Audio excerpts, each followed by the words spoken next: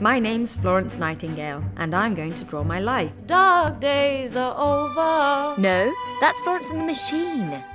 Much better.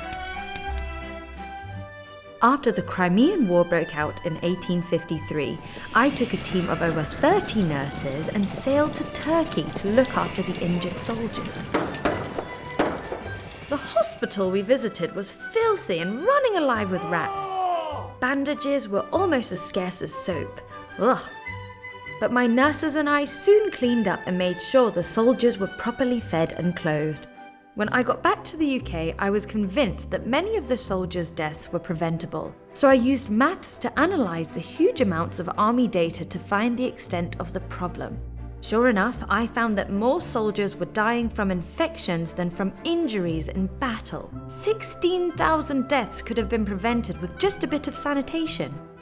Even though this number was shocking, I needed a way to clearly communicate the scale of the problem to the public. So I developed something called a rose diagram to represent the data. The shaded areas represent deaths from wounds, and the rest of the segments represent deaths from preventable diseases.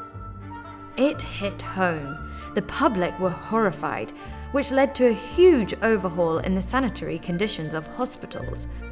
Flow-mazing.